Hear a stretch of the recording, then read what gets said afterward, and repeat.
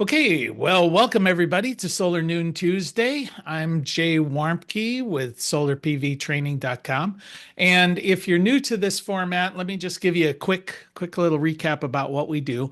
We're going to go over what's happening in the world of solar for the last 2 weeks or so. And and then we'll go ahead and look at what events are coming up, webinars, conferences that are in the near term. And then we usually go into a deep dive as to an area of interest for folks who are interested in solar. So really the whole idea of these sessions is if you are into solar, if you're an installer, a designer, just somebody who's interested in solar, I feel like it's a good way to keep in touch with what's happening within the industry. Also, go a little deeper on some of the subjects. Some may be of interest to you, some may not. That's kind of the way of life. So I'm going to go ahead and jump into the news. And this is for the week of April 27th, 2025, in case you're getting this later from the recording. The U.S. has resumed permitting of solar and storage on federal land. Following President Trump's return to office, the U.S. Department of the Interior suspended all permits for renewable energy on federal lands for a minimum of 60 days. And this includes leases and right-of-ways for any of these projects. And in March, the Bureau of Land Management, or the BLM, resumed its review of solar and storage and geothermal. However, wind approvals on federal lands are still frozen, pending further review. We'll see how that goes out.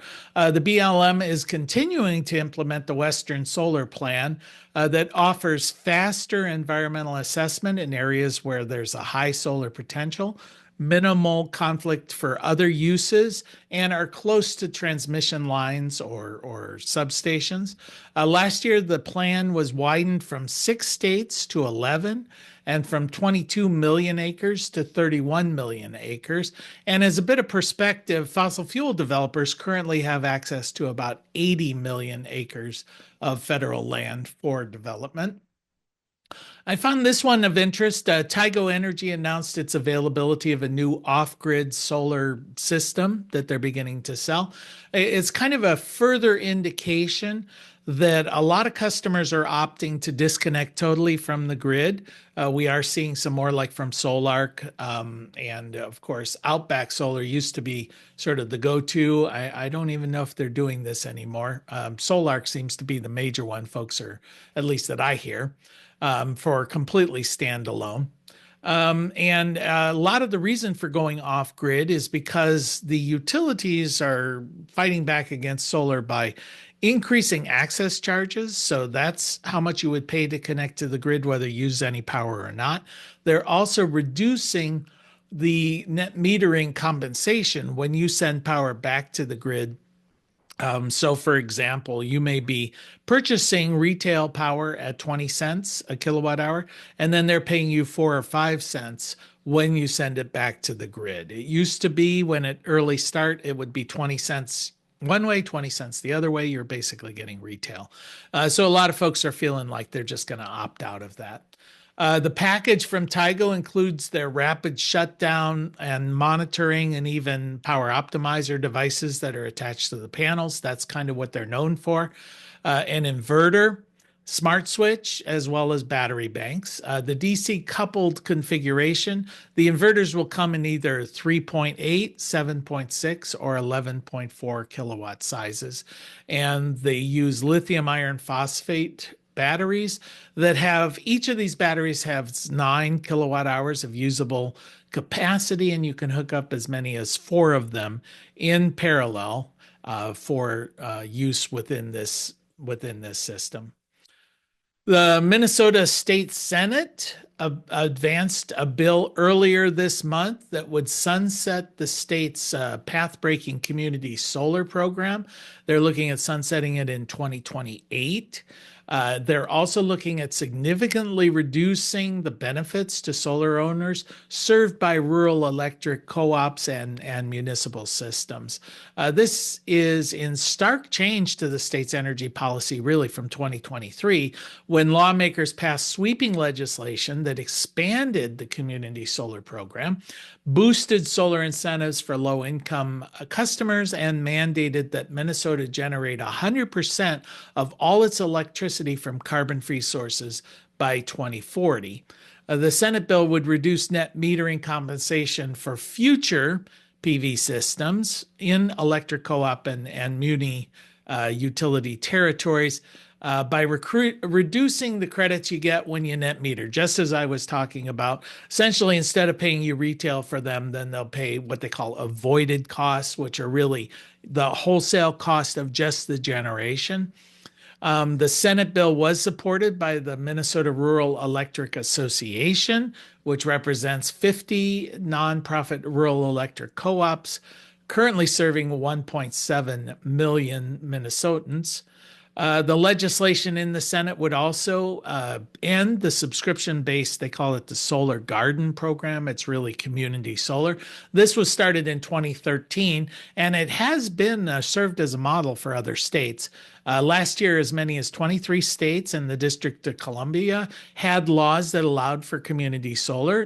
This according to NREL, the National Renewable Energy Labs.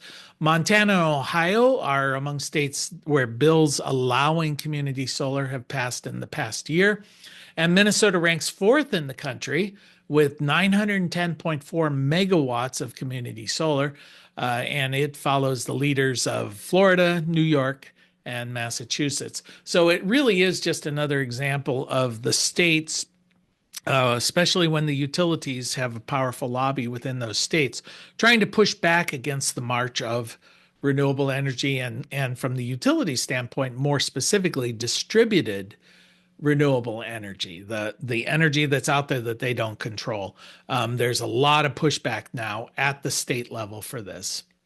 The U.S. Commerce Department last Monday announced its final determinations on anti-dumping, and they call it countervailing duty investigations for solar cells from 4 Southeast Asian countries, setting individual tariff rates from these countries, from these specific suppliers, as high as 3,400%. For 4 Cambodian solar exporters. If you've been attending these sessions, you'll remember, hopefully, that the Commerce Department in 2023 found that manufacturers had essentially shifted their production facilities from China to the 4 nations of Malaysia, Thailand, Cambodia, and Vietnam, all in an effort to dodge the tariffs that were placed on Chinese manufactured products. Now, the rule, when the Commerce Department found against them, they said that they would be looking at punitive tariffs and that these would be enforced against these companies. And those rates were announced last week. Chinese solar module manufacturer Jinko Solar is now subject to over 38% additional tariffs. Now, these are on top of what they're already to pay for products or panels made in Malaysia. 126% dumping rate for panels from Vietnam. Additional rates for panels made in Thailand go as high as 800%. And the rates for panels from Vietnam can go as high as 542%, while the average countervailing duty was around 600%. Industry analysts noted that solar panels imported from these 4 countries have declined markedly since the beginning of the year, in anticipation of these tariffs being announced. By shipping the source nations and increasing inventories here in the U.S., really the industry analysts anticipate that the impact of these tariffs are not going to be felt here in the domestic market until sometime in 2026, early mid 2026. And that's the news from the solar industry for this week. Does anyone have anything they would like to add to the mix here? It's something that came across their desk. It was mentioned before we got started about the power outage in Spain, where apparently the the nation. A large portion of it was thrown into darkness, and a little speculation as to what caused that or what the reported causes will be. We should, I guess, realistically expect some pushback because Spain has been in the forefront of moving towards renewable energy for decades now, and I suspect there will be those folks with a political axe to grind who will immediately jump out there with no investigation and say this was caused because you're trying to transition to renewable energy. We've seen that in other locations. You know, my guess, my bias is probably not, but yeah, we'll follow it, see what happened. So, anybody else have anything to add before we jump into the webinars?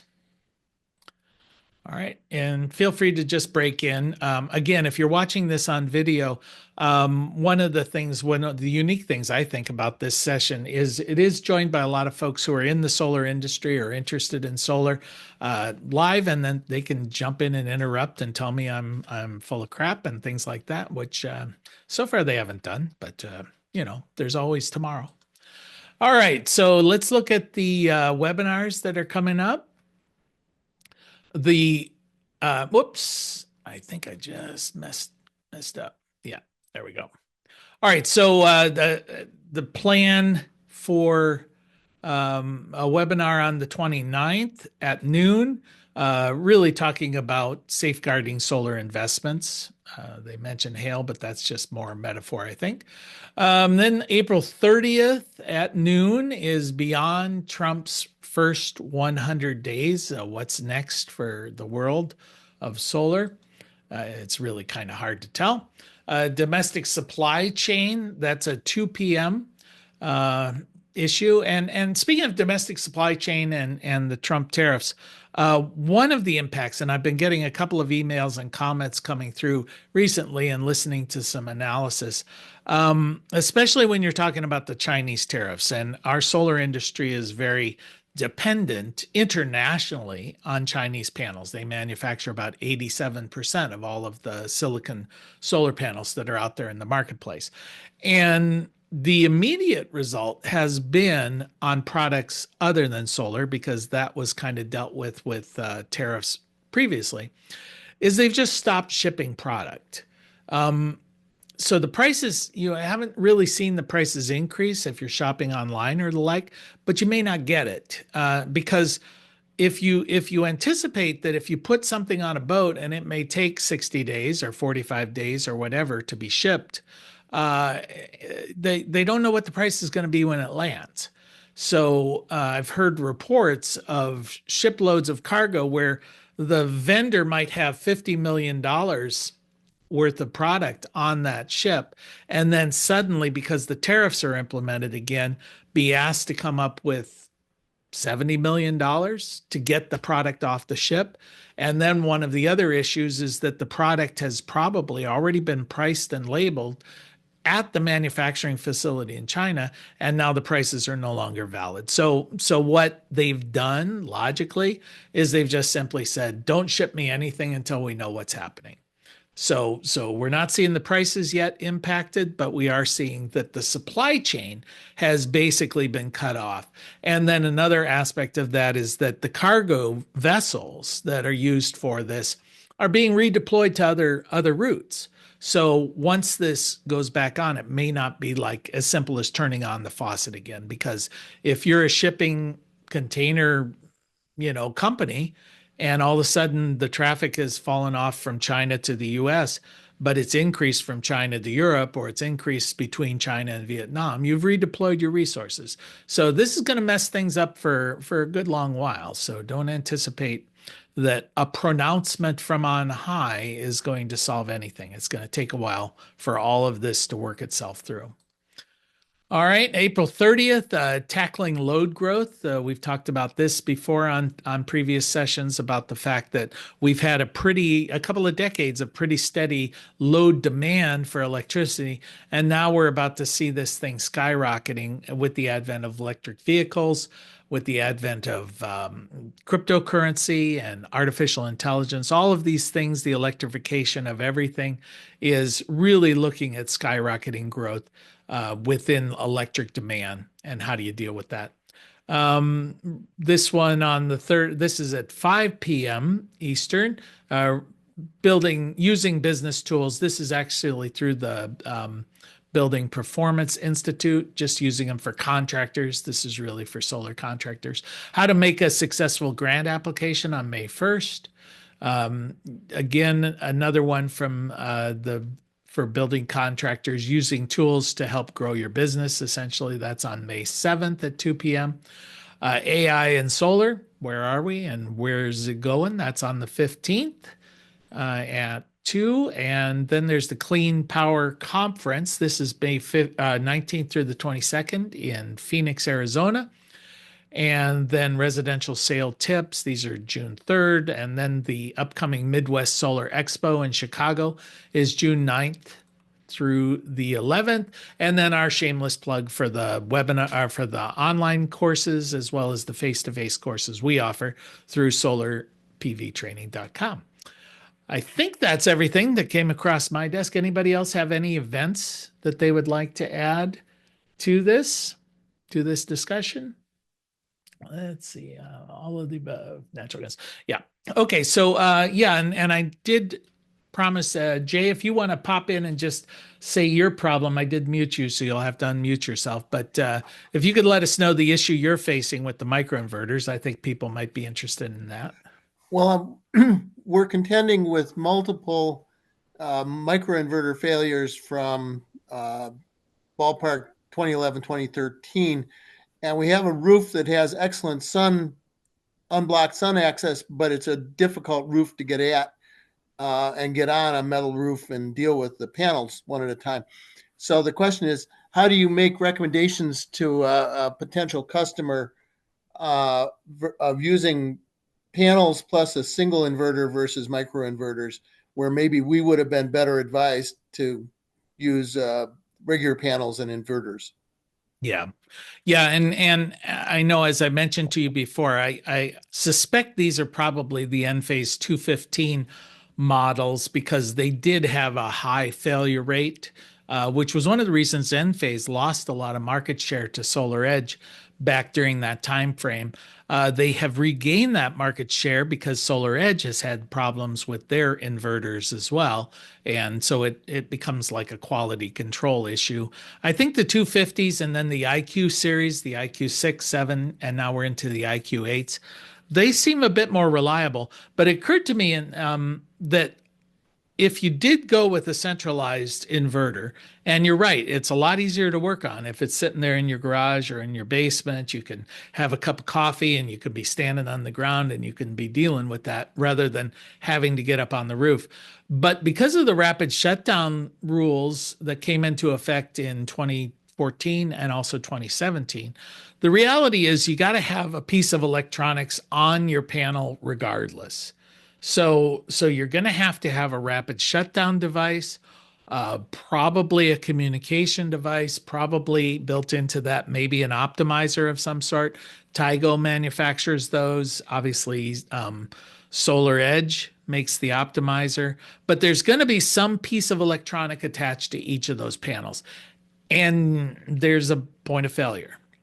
So even if you move the microinverter and go to a string inverter, you may not have solved the problem of the fact that there is now another component up on the roof that is a potential point of failure. There's no getting around that. Although I have not heard of reports of these rapid shutdown devices failing. They may be pretty foolproof. I don't know. All they're designed to do is cut off generation of power from the panel if it loses sight of the grid. So it's not being asked to do a whole heck of a lot. So that part of it may be pretty bulletproof. But if you incorporate communication in with it, if you incorporate the optimization, the MPPT control at the panel, now it's doing some other stuff. And I guess that would be another point of failure. So does anyone else have the same experience that Jay was experiencing with the newer or even the older microinverters? Give you a chance. And your comment, when they're replacing, are they replacing with those newer ones? When I had a couple of them that failed as well. But I've got a ground mounted system, but they were the 215s. Now, when they sent me a new one, they sent me an IQ model, a brand new model, but it had the same performance levels as the 215s, which makes sense because the newer ones have different operating ranges and things like that. So it's not exactly the newest model, Mhm. but it's like the newest technology within the old parameters, I guess. Uh, We did have, we had probably 8% of our M215s fail. They were all, I mean, you know, I always found it marvelous that they probably had a close to a million mic of the M215s out on the market, probably 800,000 of them. And many companies would just walk away, but Enphase honored their warranties with just a click. It took almost nothing to have an RMA sent out. mhm. And so far, we've lost maybe two of the IQ series that just didn't work. And it was like an infant mortality situation on those. They've been very reliable. So they were bad as soon as you hooked them up. Pretty soon, yeah, Okay. quickly afterwards. Well, that's good. That's good to know. And like you said, my experience with the replacement from Enphase, and I must say, my experience with Enphase overall for customer service has always been good, which is not something you can say with many companies. Maybe I've just been lucky, but they do honor the warranty. They do send out a replacement.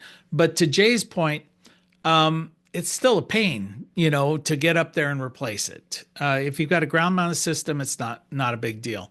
But if you've got to get up there on the roof and it's a difficult roof to access, yeah, it's something you want to avoid. So, Hey Jay, yes. so your 215s, when did you buy those? How old are they?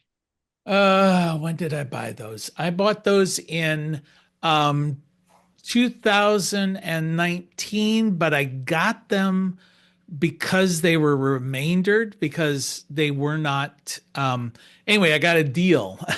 I got a That's deal. So I think they were manufactured in 2015. So the warranty had already started yeah. when I got them. And even though they were newly installed in 2019, there was already 4 years off the warranty. Yeah, I've got Enphase and M250s, which I basically bought in 2017. And I actually looked online, bought extra inverters, tested them out. So I've got like backups. Yeah. I Yeah. was I was very fortunate. I got those 215s. I think I got them through Renview. They were trying to clean out their warehouse because they had just come out with the IQ 6s. So smart inverters were beginning to be required by a lot of utilities. And of course, the M250s and the M215s did not comply. So they couldn't sell them in a lot of jurisdictions like California. But of course, I live in the backwaters beyond. And so my utility didn't even know what a microinverter was. So they didn't care that it wasn't a smart microinverter. And so I got them for 29 bucks a piece. And so I was thrilled to death to get them. And then when I had a couple of them fail, they sent me brand new ones, and I was thinking, man, I hope they all fail because then I'm getting brand new equipment. But unfortunately, they just keep chugging along. So Some of the replacements have an adapter that allows you to connect them into the old trunk cable. And yeah. so their IQ technology, IQ sevens, they have about 250 watts capacity. And and again, you're getting IQ technology, and it's just a direct replacement.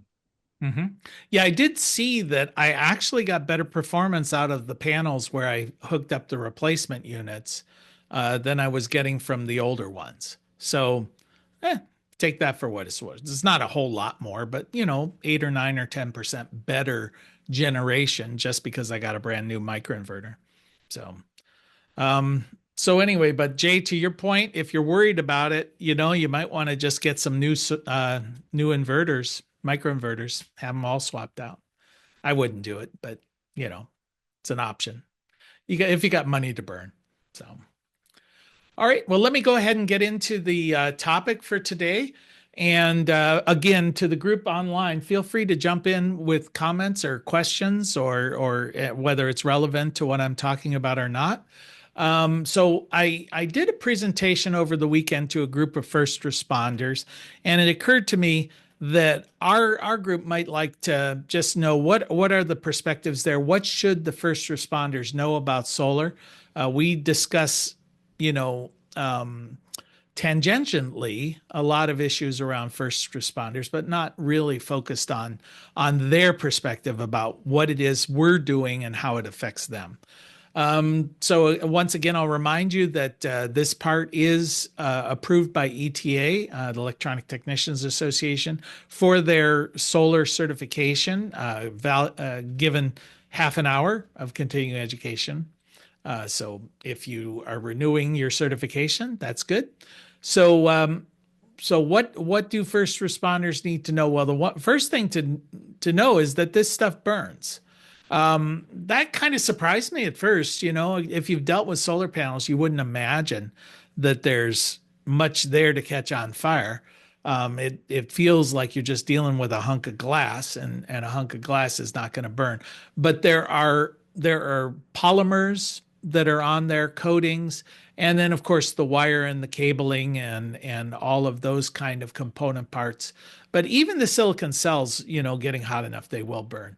And there are issues there for those first responders dealing with the burning of these. And I like the picture on the bottom there, because one of the things I tried to point out to the first responders is if they're walking through this wreckage, and I'm assuming in the light of day after the fire's been put out, somebody's got to sort of pick through everything to find out what caused this fire in the first place, or if there's still some hot spots going on. Well, when the sunlight is shining, those panels might still be live. There may be 600 volts flowing through, and some wire where the insulation has been burned off is now touching some aluminum framing, and you go to just move a rail or something, and suddenly you're connected to 600 volts of electricity, and you're grounded, and it can be quite dangerous. So try and reinforce to them that the same skills that were required to install this system are going to be required to make it safe after an event like this. Make sure that the source of this energy is disconnected. And that might not be so easy, but it's something to be aware of. Now, they do have those wands that they can walk around looking for electricity, but that is only finding AC electricity. So DC power coming from these panels might be problematic. We touched on the fact that some of the module level power electronics, the rapid shutdown device, or the communication device, or the optimizers, or the microinverters, all of those as a class are known as module level power electronics. Those should be connected to each solar panel if it is an occupied building. And in theory, that will, once the grid is lost, clamp down on that generation. But once again, when things are damaged in a fire like that, that may or may not happen. But I don't think the risk of that 600 volt level is as high as it was prior to the fact that we now have to have module level power electronics hooked up to those panels on those buildings. If it's a ground mounted system, though, those aren't going to be there. But I can't imagine that they would give the same kind of inspection, concerns to a ground-mounted system. They probably just let it burn. So how big a problem is this? How many of these panels? Really, the best study we had was in 2018, which is in the world of solar quite a long time ago. But they were looking at the fact that there were 1.7 million installed systems. On those systems, there had been 430 fires, and they determined that 210 had been caused by the solar array. So it is an issue, but relatively minor. Obviously any fire is a problem, but uh, it's not like it's rampant. It is an issue. But what we did find, which scared the industry a little bit a couple of years ago, is Amazon. They started having a lot of fires on their systems. It was almost 13% of all their installations had fires associated with it. Now, it turned out when they investigated this that it was really poor installation by the contractors that they had hired. And most of these fires were the result of mismatched MC4 connectors. We use the term MC4 kind of generically, but it is not a generic term. There are the MC4 like connectors that connect the panels together or connect them to other devices. Those have to be compatible. If you make a jumper from the end of a string down to the combiner box or something like that using an MC4 connector, you better make sure it's the same MC4 connector as came with the panel. Same model type, same manufacturer, everything. Because when you seat those together, the connectors don't always connect properly, which would cause arcing.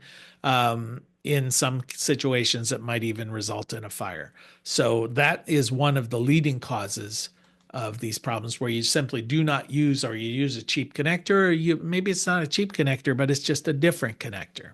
You pull it out because you had it from the last job, but it may not be compatible with the panel that you're working with there. The other issue is that even though it is not currently an issue, a big issue for firefighters, it's going to grow, and it's going to grow rapidly. In 2023, in 2020, there were about 2.7 million homes here in the US with solar. By 2023, that had pretty much doubled to 4.4. And then you get up into, they're anticipating 16.8 million by 2032. So you can kind of figure every 3 years or so, the numbers are going to be doubling. Some of the feedback I got from the firefighters who were in the session that I was teaching this weekend, they've never really, they were there because they started now just recently seeing solar on homes, but they never responded to a fire where there was solar, at least not to their knowledge. And they kept saying, at least I didn't know it was there. And I kept saying, well, if you didn't know it was there, it probably wasn't a big problem. But it will increasingly be an issue for the firefighters. So what are the risks that these folks face? Well, as I mentioned, live wires. Live wires are a big issue, and this is electrical. And when we talk about shutting down a building and turning off the electricity in the building, it will no longer be as straightforward as it once was. A second issue is roof access. If you've got a bunch of solar panels up on the roof, now you don't have free access to the plane of that roof. So we've got to deal with some issues around that. There's the risk of arcing. And in the world of electricity, DC power arcs differently than AC power. AC power has what they refer to as like a self-extinguishing cycle. And we'll touch on that in a little bit. Respiratory, obviously, if it's burning, there may be some toxins being emitted from this. Water and power, well, spraying water on live electricity is always a good idea. That's an issue. They're less concerned about the damaged equipment. So these things are in a residential setting up to about 600 volts DC. In a commercial setting, 1,000 volts. If you're dealing with a multifamily structure, and we define residential as two units or less, 2 or 1.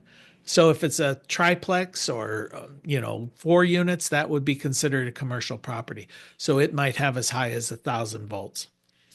Nothing necessarily inherently more dangerous at 1,000 volts than 600, but it may require different protection, different equipment to deal with it. Solar shingles I use that as a generic term, but again, one of the issues that we're dealing with as an industry is there is a bit of a pushback with the aesthetics of solar.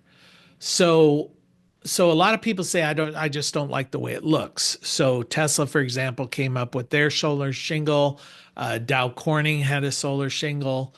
We're starting to see some integrated building integrated designs where the whole goal of this is to make the solar disappear, to make it camouflaged so you don't notice it. Well, that can be very problematic for these firefighters. I was talking with someone who's looking at manufacturing like a metal roof that, for all purposes, looks like a metal roof, a standing seam metal roof, but is integrated solar in that roofing. So if I'm a firefighter and I think I'm dealing with just a regular old metal roof, but it turns out it's solar, and I start trying to cut through it with a chainsaw, that might cause some problems. Sometimes we just accomplish our goal too well. There's multiple disconnects now that as a firefighter or as a first responder, I have to know about and I have to deal with. There's also extra weight on the roof. We talk about how the roof should support solar. It doesn't really weigh any more than a second level of shingles. But if that roof is damaged because of a fire, then you've got all this extra stuff now that may come crashing down that you didn't have to deal with before. And we did talk about the lack of space on the roof, and that is in theory addressed by the International Fire Code. We'll touch on that a little bit deeper, but a lot of the inspectors don't know about the International Fire Code. They're inspecting to the NEC, to the National Electrical Code, so that may be missed. All right, so what was the issue? Well, with the potential of live wires, one of the issues in the olden days, 5-10 years ago, we had solar up on the roof, and you see the dotted line. As it goes down, it would hit a DC disconnect. Now, that DC disconnect is supposed to be located within 10 feet of the inverter. Oftentimes today, they're built into the inverter itself. Then you go to an inverter, and it was pretty common to see an inverter in the basement of a house. So you've got these wires running through the attic. They're going down the inside of the wall, maybe, or down the outside of the wall, or going back into the basement. You get to that inverter, and now it's AC electricity. Well, it's got to go to the AC disconnect that's located within 10 feet of the meter on the exterior wall. That's supposed to be the main shutoff. And then it goes back to the service panel. So when the firefighter shows up and he says, "Oh, here's the label that says this AC disconnect is the main shutoff for the solar array," pulls that lever, thinks that the power is out, perhaps has pulled the meter or had AEP or the local utility come in, disconnect the grid. So to their way of thinking, there is no power in this building. But that dashed line that goes from the array to the inverter is still live, if the sun is shining, because it has not been extinguished at the array. It was extinguished at the inverter. So that was the point that led to the adoption of rapid shutdown. And rapid shutdown emerged in the industry in 2014. And basically what they said is, we don't want that situation to continue. It's danger. It's dangerous for the first responders. So when you lose sight of the grid, we want it to shut off up there near the array.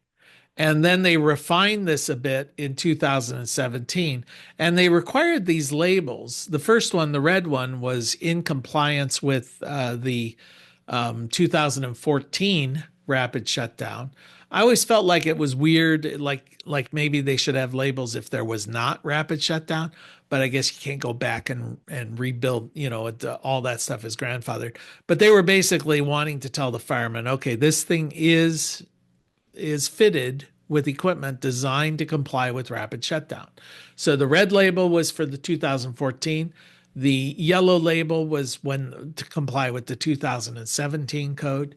And speaking of labels, it was pointed out to me that I should explain a little bit because first responders, this is a big deal. These systems should be properly labeled, and there's a lot of labels out there that you're supposed to be putting on based on the code. Now, the inspectors are not always great about inspecting for these labels, and the installers are not always great putting them on. But these labels are available. They want to have like warning labels on the combiner boxes and enclosures that basically say, hey, just because you shut this thing off doesn't necessarily mean there aren't live wires in it because it's being fed with power from both directions. Both the line side and the load side may be generating power. So there are some of those warnings there. Unfortunately, they're not exactly in plain English. Then you've got some other labels that are just saying this is the disconnect switch. What is the voltage on these? There's supposed to be a label on every piece of conduit that contains a PV circuit. And it's supposed to be located every 10 feet and also within, I think, within a foot, if I remember right, of every bend, every wall penetration, things of that nature. So you really, if you're doing this, get a whole roll of those solar PV circuit tape there and put that on your just coat those conduits with those. You never get in trouble doing too many. There are other ones too. For example, if your main disconnect cannot be located within 10 feet of the meter, you need to get permission from the authority having jurisdiction, your inspector, and you may be able to then just put a plaque there and saying, okay, the disconnect's not here, but this is where it is. And so you'll give them an indication. It's around the corner next to the shrubbery, or who knows what your description is going to be. And there are oftentimes really good reasons that it cannot be located there near the meter. We were dealing with a school one time, and the meter was located right by the door, right by the front door. And the concern was if you put a disconnect switch right next to the front door of a middle school or a high school, every high school boy walking through there is going to be, they're going to pull that lever at some point. So they didn't want that right there. So we just said, hey, it's located around the corner. And there's a whole list of these labels. You can buy these things in packages. They're on the service panel. It's very helpful to tell people, hey, turn off the solar system before you work in this panel, because a lot of people think that they're just going to turn off the main, and they think that might actually de-energize that service panel where all the breakers are. But there are warnings labels there saying, hey, these are dual power source. There's supposed to be a label on the meter. So for instance, if the first responder shows up and he goes to pull the meter, it says, all right, but there's a secondary source. Look around. Okay, it's right there. This is the main source. Turn that thing off. So the labeling is important. It's very important. So let me take a breather here and see if anybody's got any questions as we move forward at this stage, or any comments about issues they've run into as a first responder. Yeah. Okay. Go ahead, Devin. Any data on history on fires caused by batteries or energy storage systems on your side? Yeah, I'll touch on it a little bit, but yeah, batteries are definitely going to they're going to multiply this issue a lot, because the batteries, if you think about it, are probably a larger potential for problems, at least as causing fires. There is some new standards out there as to where they're supposed to be placed. I don't think anyone's complying with them, but but we'll see. I'll touch on that. Did you have insight into that, Devanin? No, well, I did some training with NFPA with some energy storage requirements, but I know the concern is with thermal runaway, but they're also looking at explosion proof methods, meaning that the battery would explode, they should be vented in what construction. Yeah. Touching upon in the fire, I just posted something on the chat, and I did come across this actually about 2 weeks ago. This was something out of Australia where they was blaming the DC isolators for fires as well, which was strange enough. So I just posted a link on the chat so you can also look at it and take a form your opinion on it. Okay. The DC isolators are those like a rapid or No, I don't think they're rapid shutdown. I think they're the normal PP disconnect switches and stuff like that. oh, okay. All right. Okay. Interesting. All right. Well, speaking of rapid shutdown, what does the 2014 rapid shutdown require? I'm not going to go through all of these different requirements, but basically what they were getting to is we want the system to essentially shut down up near the solar array. So what they said is here, this diagram is a good one for demonstrating that. So within 10 feet of the array and within 5 feet if it goes inside the building, we want this thing, and I'm going to look at the number here, we want it to drop to 30 volts within 10 seconds of disconnecting from the grid. So within 10 seconds, disconnecting from the grid, all of this goes down to 30 volts. So I remember when this came out, and it was a big deal because everybody in the industry was sort of looking at each other going, okay, that's great. How do we do this? And the NEC said, we really don't care. This is a life safety issue. Make it happen. So one of the response would be simply, you've got 10 feet, just stick the inverter within 10 feet of the array. Now that would work. That would work on a large system on top of a roof, a flat roof system. But not very practical if you're talking about a residential home, sticking one of these big old inverters up on a shingle roof, not really practical. So of course, Enphase promoted, and this is really where they got a kickstart, the microinverter.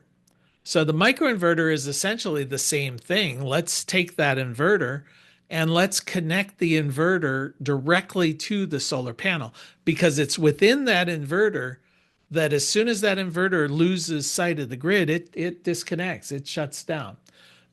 So if you put it there and you connect the panel directly to it, problem solved. The microinverters, however, were pretty pricey. And as we were discussing earlier, we're prone to failure. And so it was an option, but it wasn't the best option necessarily. So then SolarEdge said, you know what? You don't need to have the whole inverter up there. All you need is that anti-islanding issue or the rapid shutdown issue up there.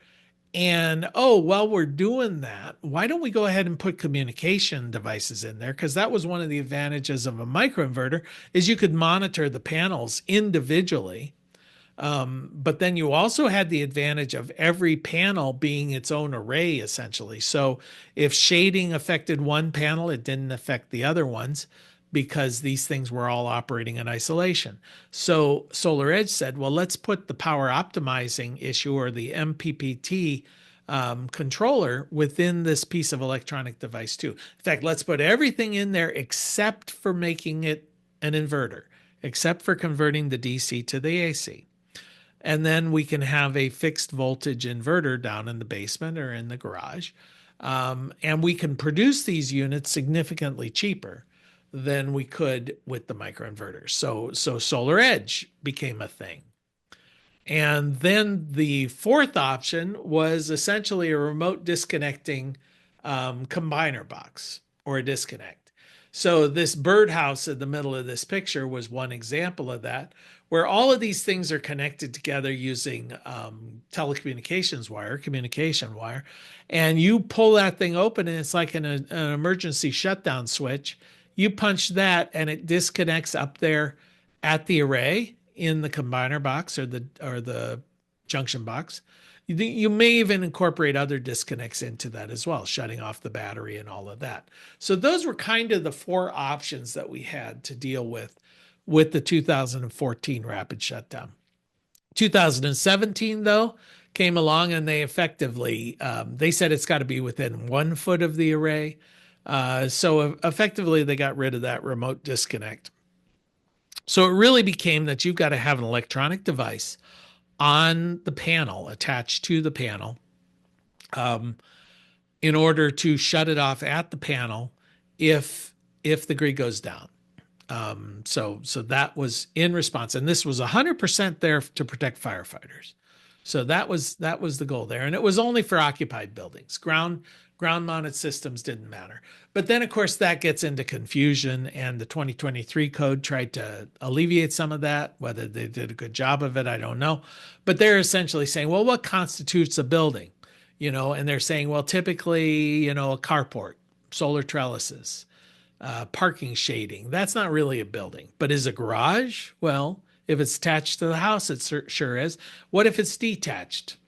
I don't know. Maybe, maybe not. Maybe someone's sleeping in there. What about a barn? So these things are determinations from your electrical inspector. They have to come up with just what constitutes, what's required to have this module level power electronic on the building to deal with rapid shutdown. And I just wanted to reiterate, not every state adopts the code, the same code, or even the code at all. So you can see, for example, where I'm at, Ohio is under the 2023 code, but we skipped over the 2020. So we went straight from the 2017 to the 2023. But right next door, Indiana's still on the 2008 code. So, the rapid shutdown's not a thing there. Kansas, same thing. Let's hope they've updated it, but not according to that map.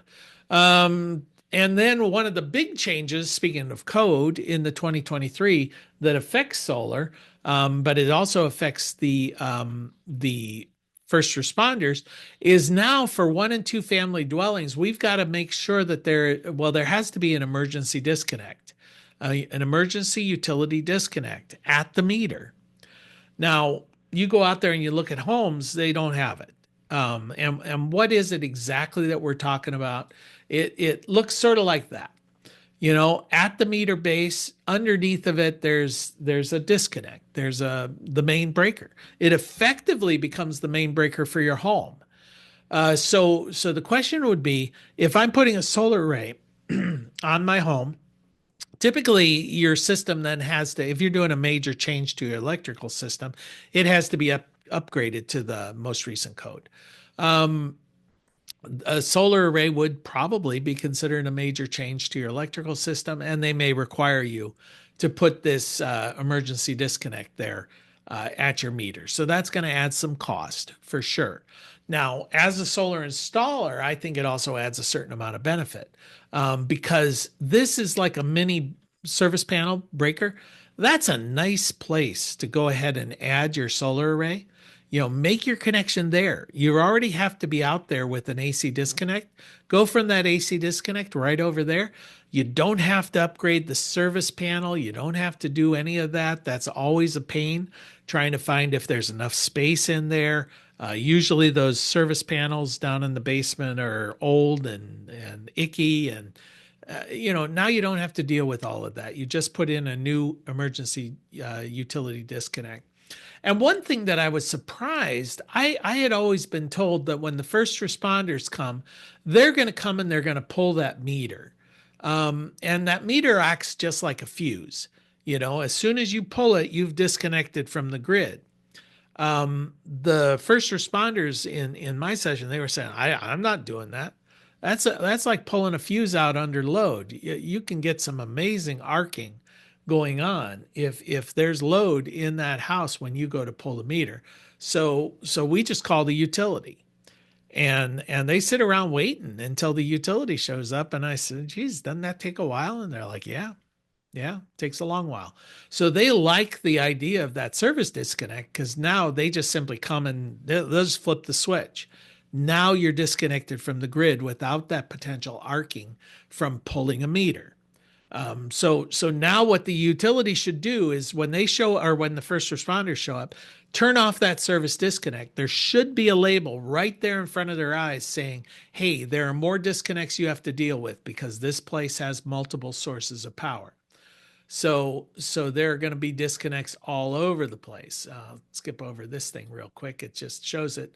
All of these disconnects may be there, but oftentimes, like here, this is a California install where the utility is coming down or the array is coming down, the DC disconnect, and it's got an old style Fronius inverter. And then it's going over to a production meter and then the AC disconnect. And then there's service panels right out there outside.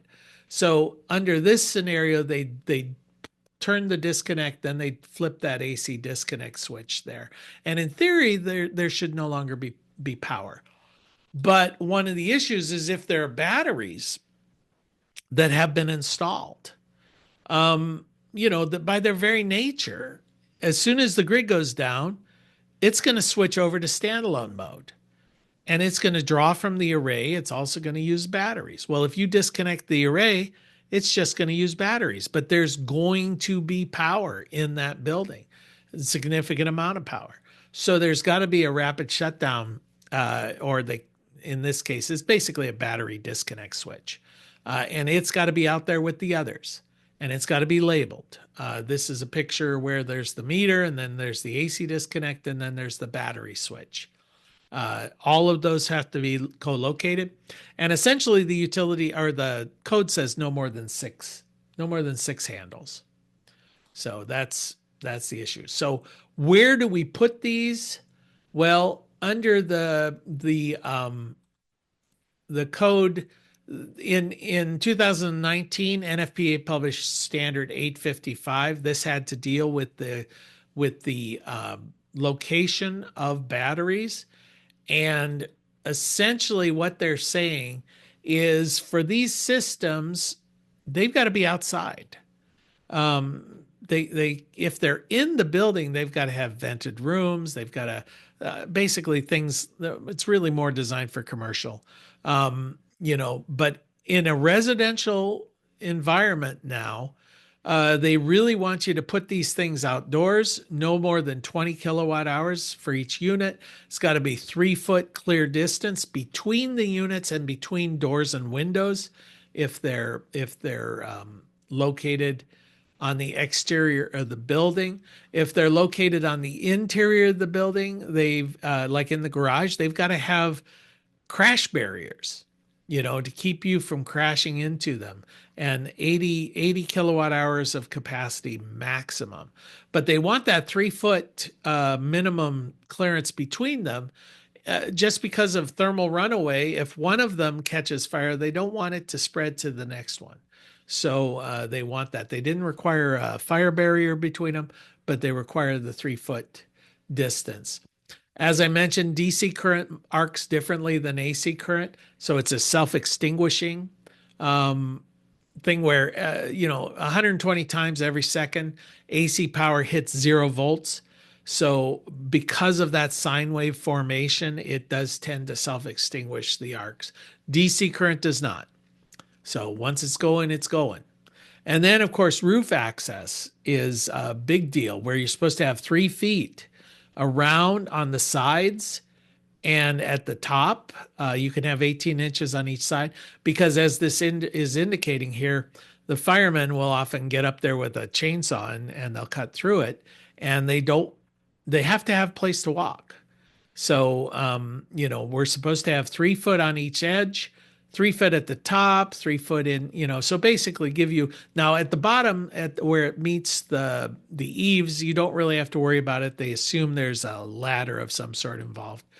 And then of course for commercial, it gets even more complicated, but I should say that in commercial systems, they're usually better about allocating for that, for those distances, those clear distances.